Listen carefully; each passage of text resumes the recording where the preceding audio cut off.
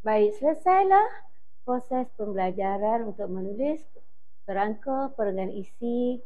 Sekarang kita beralih pula kepada bagaimanakah untuk menulis perenggan penutup. Sesebuah penulisan karangan akan dianggap lengkap apabila diakhiri dengan perenggan penutup. Perenggan penutup penting kerana ianya memberi kesan akhir kepada pemeriksa untuk membuat penilaian markah. Perenggan penutup juga menunjukkan kemampuan murid dalam mengolah keseluruhan idea yang telah dikemukakan. Sekarang mari kita lihat langkah-langkah menulis kerangka perenggan penutup. Di sini cikgu menggunakan kaedah kecaha. Dalam kaedah ini, untuk menulis perenggan penutup, kamu perlu membina 4 ayat yang lengkap.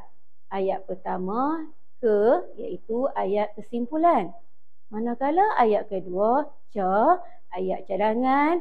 Dan yang keempat ialah ayat yang ketiga ialah ayat harapan.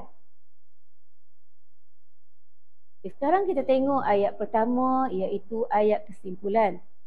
Ayat kesimpulan ialah ayat yang merumuskan isu atau tema secara keseluruhan.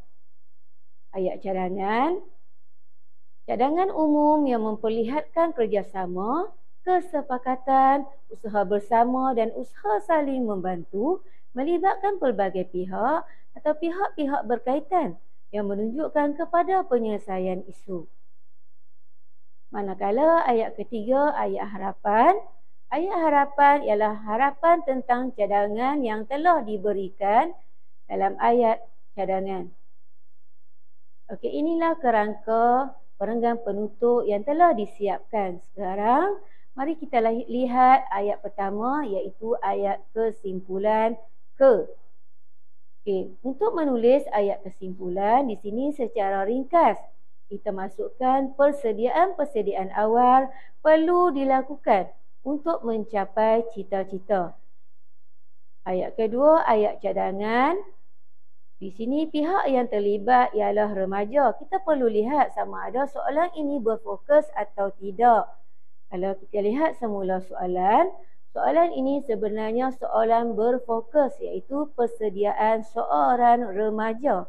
Jadi pihak yang terlibat di sini ialah remaja. Cadangan yang perlu dilakukan oleh seseorang remaja iaitu sentiasa menitik beratkan kemajuan diri dalam pelbagai aspek.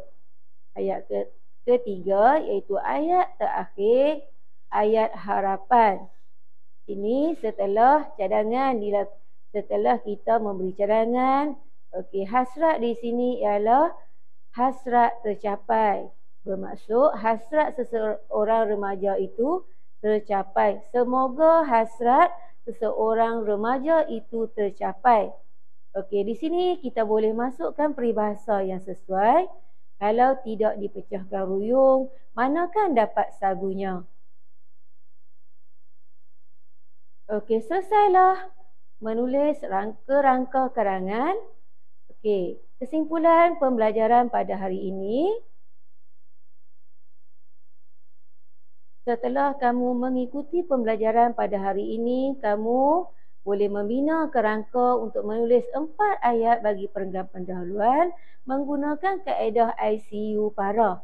Yang kedua, kamu boleh membina kerangka untuk menulis 5 ayat bagi melengkapkan 3 perenggan isi secara terancam menggunakan kaedah Inbakuk. Dan yang ketiga, kamu boleh membina kerangka untuk menulis 3 ayat bagi melengkapkan perenggan penutup menggunakan kaedah kecaha. Cikgu harap kamu manfaatkan segala ilmu yang diberi dengan sebaiknya. Semoga kamu dapat membina kerangka karangan yang baik untuk menghasilkan sebuah karangan yang cemerlang. Setakat itu saja. Sekian, terima kasih.